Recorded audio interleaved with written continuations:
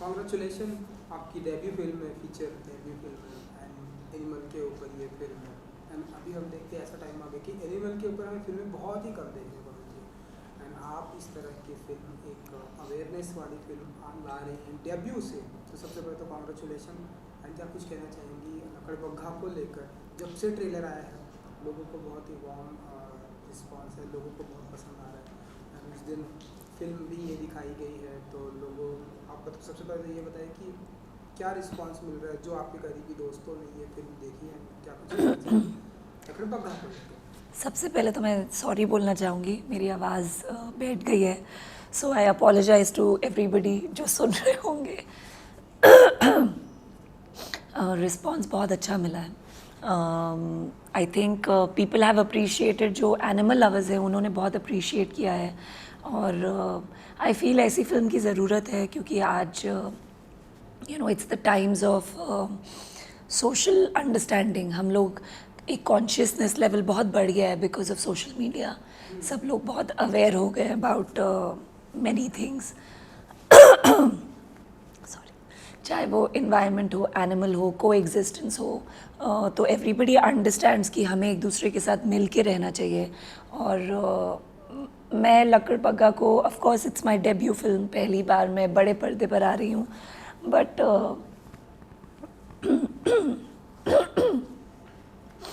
मैं इसको actually as an artist, मैं इतने सालों से काम कर रही हूँ एंड एज एन आर्टिस्ट मैं जो भी प्रोजेक्ट लेती हूँ उसमें अपने कैरेक्टर्स में बहुत रिस्पॉन्सिबिलिटी के साथ काम करती हूँ।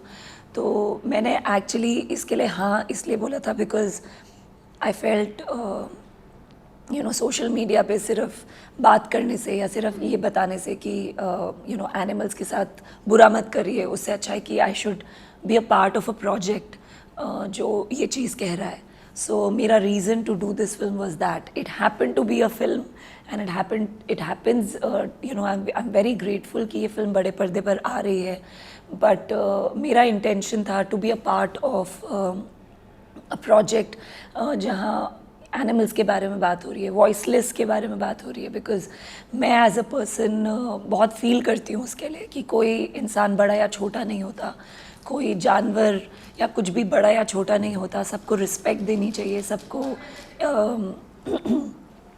उनकी स्पेस देनी चाहिए और हमें को एग्जिस्ट करना चाहिए। So that's why I did it and I am very grateful.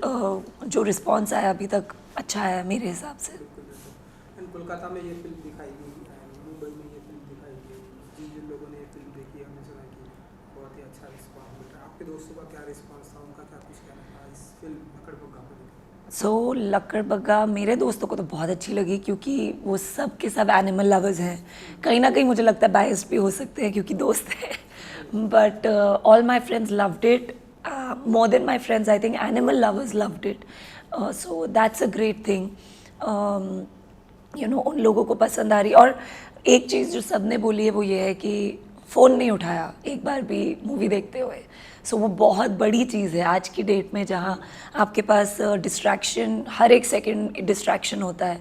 तो वो बहुत बड़ी चीज़ थी सुनने के लिए। और इवन अंशुमन और मैं जब ट्रायल हो रहा था, हम ऐसे छुप छुप के लोगों को देख रहे थे और मैं अंशुमन को डांट भी रही थी कि don't be a principal, don't look at people. He was looking कि कोई सीन में कौन फ़ोन उठा रहा है, which scene is holding, which scene is not holding. So बहुत कम मेरे जितने भी उस दिन दोस्त आए थे और सब्सिक्वेंटली जितने ट्रायल्स हो रहे हैं, लोग फ़ोन बहुत कम उठा रहे हैं।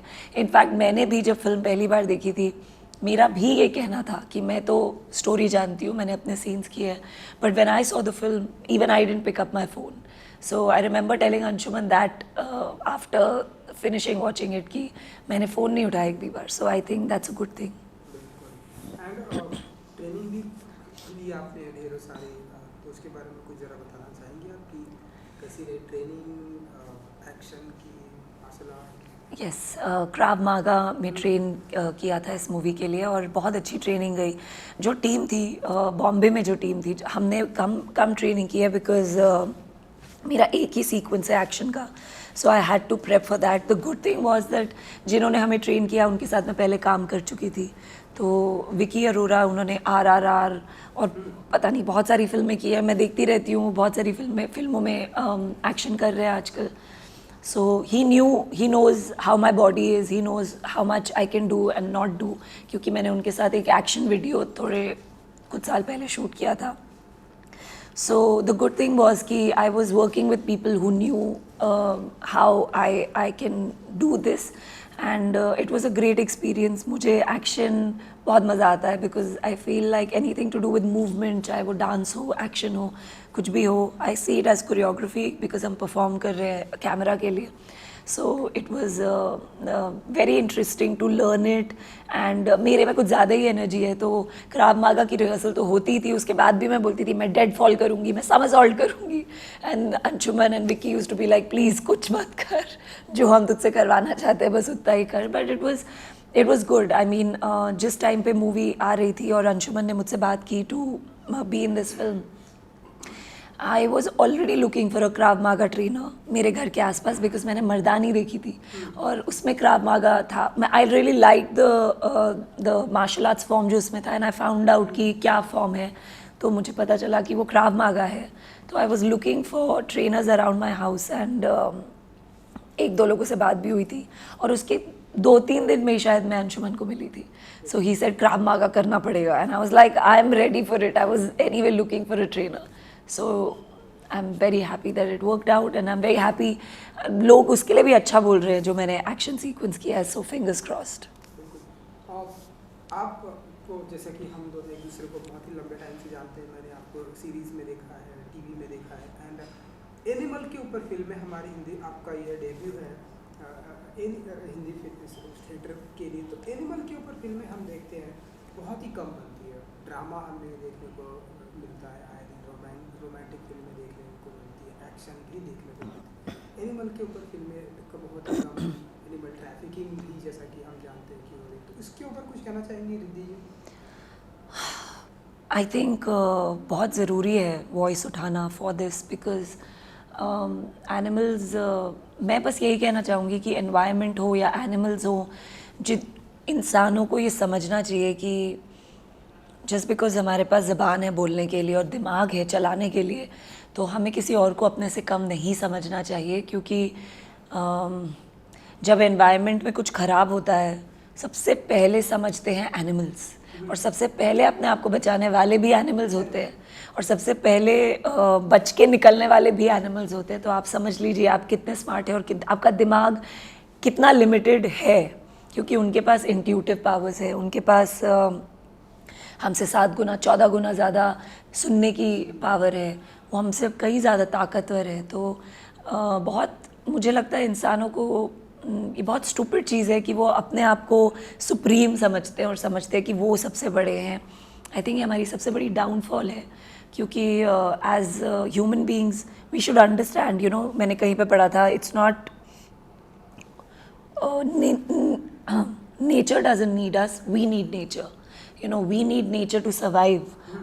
पेड़ पौधे नहीं होंगे तो हम सांस कहाँ से लेंगे. So we need to understand that कि हमें ये करना ज़रूरी है. It's more important for us to coexist with environment, with all the things जो बोल नहीं सकते.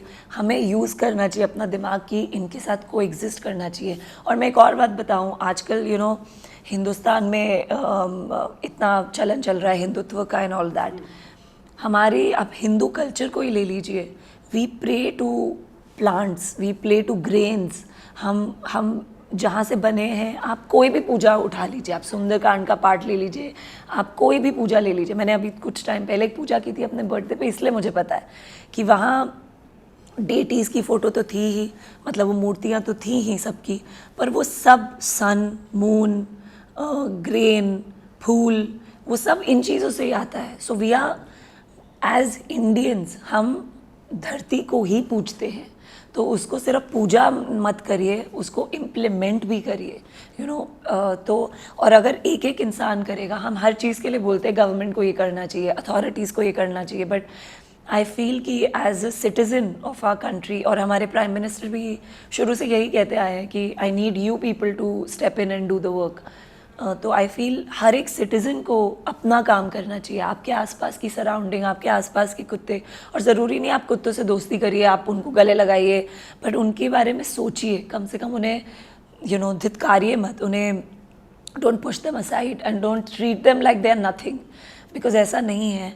और so yeah that's what I have to say about that. चलिए, आपका ऑडियो खराब है इसलिए मैं आपको ज़्यादा डिस्टर्ब नहीं करना चाहूँगा. नया साल है, नए साल पे आपकी पहली फिल्म आ रही है थिएटर में, डेब्यू कर रही है आप. कुछ कहना चाहेंगे आप, जो कि ये कैसे, ये तो एक डिफरेंट एक्सपीरियंस होता है थिएटर में फिल्में आना, एंड वो कैसे देखती हैं, एंड इस साल में और कितनी फिल्में आने वाली हैं? दैट्स 13 को आपकी फिल्म आ रही है. अरे मेरा तो बहुत मन है बात करने का, बस ये है कि ऑडियंस सोच रही होगी क्या हो गया इसकी आवाज़ को. बट मैं बहुत खुश हूँ. मैंने अपने आप को बड़े पर्दे पर देखा भी कोलकाता में, जब मूवी आई कोलकाता इंटरनेशनल फिल्म फेस्टिवल में. तो मैं अकेले, मतलब मैं बैठ के अकेली एक स्माइल तो आई फेस पे जब मैंने खुद को देखा. और I also felt very nice to hear my voice Dolby Atmos में. तो अच्छा लगता है, और ये ड्रीम होता है हर एक्टर का. पर मैं आई थिंक अपनी लाइफ की हर एक अच्छी चीज़ को थोड़ा डाउन प्ले करती हूँ, क्योंकि मुझे बहुत डर लगता है कि वो चीज़ आ जाए, दर्शकों के पास पहुँच जाए, तो वो बताएं कि कैसा है और कैसा नहीं है. But as an individual and as a person मैं बहुत एक्साइटेड हूँ. और मेरे फिंगर्स क्रॉस्ड है कि जो मेहनत हमने करने की कोशिश की है, और जो काम मैंने करने की कोशिश की है, जो ऑनेस्टी के साथ मैंने काम करने की कोशिश की है, वो चाहे छोटे पर्दे पर हो, मीडियम साइज़ पर्दे पर हो या बड़े पर्दे पर हो, वो लोगों को पसंद आए. और मुझे ऐसे लगता है कि मुझे जेन्युइनली ऐसे लगता है कि क्योंकि मेरा सफ़र कई सालों से रहा है, तो मैं एक्चुअली इस मोमेंट पे थोड़ा इमोशनल फील करती हूँ, क्योंकि मुझे लगता है इतनी ऑडियंस है जिन्होंने मुझे बहुत सपोर्ट किया है. इतनी ऑडियंस है जिन्होंने उन दिनों में, उन हफ्तों में, उन महीनों में सपोर्ट किया है मुझे, जब मेरे पास काम भी नहीं था. आप एज एन एक्टर ब्रेक लेते हो, आप सोचते हो ये नहीं करूँगी, वेट करूँगी. No struggle, no, it's not a sob story, but तो मुझे उन लोगों के लिए भी बहुत it's like a moment of happiness कि मैं उनके लिए कर पाई. मैंने गिव अप नहीं किया कहीं भी. एंड मैं हमेशा अपनी ऑडियंस को यही बोलती थी कि मेरे साथ बने रहो, मैं अच्छा काम करना चाहती हूँ, so don't leave my side. And they never left my side. In fact वो मल्टीप्लाई ही हुआ है हर प्रोजेक्ट के साथ. नए लोग जुड़े हैं, नए फैंस जुड़े हैं, नए वेल विशर्स जुड़े हैं. So I feel really really grateful. और इस दुनिया में जहाँ इतनी प्रॉब्लम होती है, ट्रस्ट मी, उनका प्यार ही है जो मुझे ये दिखाता है कि दुनिया इतनी बुरी नहीं है. इतना प्यार मिलता आ रहा है मुझे, even when I was not doing, I was taking breaks. तो उन्हीं की हिम्मत की वजह से, मतलब उन्हीं के प्यार की वजह से मुझे हिम्मत मिली है कि मैं अपना एक के बाद एक कुछ ना कुछ काम करती रहती हूँ. और मैं जो भी हूँ अपने ही बलबूते पे कर रही हूँ, और ऑडियंस के प्यार की वजह से कर रही हूँ. So I am who I am because of the audience that has been with me since 2009, and I'm very grateful to them ki today it's I feel like it's our celebration ki I'm on the big screen, so I'm actually very grateful. इस साल 2023 में क्या क्या आ रहा है? धमाका करने वाली है. आ रहे हैं कुछ प्रोजेक्ट्स आ रहे हैं, मतलब असुर सीज़न 2 तो है ही, जिसकी बात बहुत टाइम से चल रही है. जब भी कुछ नया आता है लोग बोलते हैं ये सब तो ठीक है, असुर कब आ रहा है? बिल्कुल, असुर का तो लोगों को बहुत इंतजार है. मुझे भी बहुत इंतज़ार है. और आई थिंक आना चाहिए, वो चैनल के ऊपर है, उनको अनाउंस करना चाहिए. Shooting is done. एडिट पे काम, क्योंकि उनको टाइम मिल रहा है, तो आई थिंक एडिट को और मजबूत कर रहे हैं, VFX को मजबूत कर रहे हैं. सो डबिंग भी कर लिया मैंने. और दूसरा एक रोमांटिक शो है, वरुण के साथ ही है, जिसके लिए मैं बहुत एक्साइटेड हूँ, क्योंकि जब आएगा शो तब मैं इसके बारे में खुल के बात करूँगी. बट मैंने कभी रोमांस नहीं किया. I have always played strong female characters. तो मेरे लिए बहुत चैलेंजिंग है एक्चुअली. सबसे आसान काम जो एक एक्टर को होता है, because it's so close to romantic shows बहुत क्लोज होते हैं to who you are, because romance is beautiful and it's about interpersonal relationships. But मेरे लिए वो सबसे ज़्यादा डिफ़िकल्ट है मेरे ख्याल से, क्योंकि मैंने कभी भी इतना लाइट रोल नहीं प्ले किया है. So I am waiting for that. I am waiting for people to see that. Then एक और शो है जिसके लिए मैं अभी कुछ नहीं कह सकती. उसमें मैंने कदम रखा है, वो मेकर्स ही बताएंगे, मैं कुछ नहीं बोल सकती उसके बारे में, क्योंकि उसके बारे में कुछ भी बाहर नहीं आया है. But I am very excited to be a part. वो भी एक सीज़न 2 है एक एग्जिस्टिंग वेरी गुड शो का. So I am excited. थोड़ा सा एनीवे मैं ज़्यादा नहीं बता सकती. And then there are the big films. उन बड़ी फिल्मों के बारे में मैं यही कहूँगी कि आप मत ये सोचिए कि वो फिल्में मेरी हैं. मैं अपनी ऑडियंस से कह रही हूँ. मैं बड़ी बड़ी फिल्मों में अगेन मैंने हिम्मत की है, रिस्क लिया है कि मैंने बड़ी बड़ी प्रोजेक्ट्स में कदम रखा है. टाइगर 3 करने का मेरा रीज़न था कि मुझे मनीष शर्मा के साथ काम करने का मौका मिल रहा है. मैं पहले भी कह चुकी हूँ उनके साथ. मैं उनको बहुत पहले से जानती हूँ. मैं एक्टर नहीं थी तब से उनको जानती हूँ. तो एक्टर कभी बनना भी नहीं चाहती थी तब से जानती हूँ. तो जब ओवर द ईयर्स वो इतने बड़े डायरेक्टर बन गए और मैं बहुत खुश हूँ उनके लिए. तो जब मुझे चांस मिला कि शानो जो बहुत बड़ी कास्टिंग डायरेक्टर है, उन्होंने मुझे कॉल किया और बोला कि इम्पॉर्टेंट पार्ट है और आप करोगे. तो मैं असुर 2 की शूट कर रही थी उस टाइम पे और डेट्स की बहुत वो हो रही थी क्योंकि ट्रैवल करना था उसके लिए. तो तब उन्होंने मुझे बताया. मैंने कहा डायरेक्ट कौन कर रहे हैं? तो उन्होंने कहा मनीष डायरेक्ट कर रहे हैं. And I was like I am on, I am definitely doing it. क्योंकि मनीष मुझे जानते हैं बहुत अच्छी तरह, एज अ पर्सन जानते हैं. वो एज एन एक्टर नहीं जानते और मुझे उसकी परवाह भी नहीं है, बट वो मुझे एज अ पर्सन जानते हैं. जब मैं कुछ भी नहीं थी वो मुझे तब से जानते हैं. तो आई वॉज़ वेरी हैप्पी कि I was getting to be directed by him. And Jawan तो खैर शाहरुख के साथ काम करने का मौका मिले तो although I be honest, ideally जो मैं चाहती हूँ वो नहीं था. होपफुली मुझे फिर से मौका मिलेगा उनके साथ काम करने के लिए. बट उनके साथ सेट पे रहना, उनके साथ बैठना, उनकी आवाज़ सुनना वो मुझे बता रहे हैं तू लाइन ऐसे बोल, तू ये कर, तू वो कर, वही मेरे लिए बहुत था. मेरे को 1 मिनट के लिए हमेशा अपने आपको बोलना पड़ता था Riddhi no, Riddhi you are an actor, you are a coactor, focus, treat him like a coactor, don't वो बहुत बार मुझे अपने आप को बोलना पड़ रहा था क्योंकि वो बहुत ईजी कर देते हैं आपको. और he is a sweet heart. उन्होंने मुझे कभी बोला, मैंने उनको बोला मैं आपको शाहरुख सर नहीं बुला सकती तो क्योंकि मेरे लिए वो शाहरुख है, मेरे लिए वो रोमांस है. He is love for me. So he was very kind. He said हाँ तू मुझे शाहरुख बुला. तो it was very sweet of him कि उन्होंने मुझे इतना कंफर्टेबल किया. पहले दिन ही, पहले 15 मिनट में ही इतना कंफर्टेबल कर दिया. मैं थोड़ी फंबल कर रही थी, जैसे आज मेरी आवाज़ बैठी हुई है. तो मेरा उनके साथ सीन था और मैं मिली उनको और फिर डायरेक्टर ने बोला चलिए रिहर्स करते हैं. तो मेरी आवाज़ ऐसी ही निकली. मेरे को डायलॉग बोलना था, ऐसी ही निकली आवाज़. तो उनको समझ में आ गया कि शी इज़ फीलिंग नर्वस. तो उन्होंने एकदम से मुझे कॉन्फिडेंट करने के लिए बोला चल तू ये प्रॉप ले और मुझे ये दे. तो क्या होता है कि एक्टर को एक कुछ करने को मिल जाता है तो आपका दिमाग डाइवर्ट हो जाता है. एंड उन्होंने वो किया मेरे साथ. तो फिर जैसे ही मैंने प्रॉप यूज़ किया तो कॉन्फिडेंस आ गया. तो उन्होंने कहा अब कहाँ से आ गया कॉन्फिडेंस? आई सेड आपने हेल्प कर दी. So he's a sweetheart, and this was the first 10 minutes of me talking to him. So he's amazing. Super. Yeah. Thank you so much. Thank you. हमसे बात करने के लिए. Thank you. अच्छा experience share करने के लिए. Thank you. So much. Thank you. And good luck.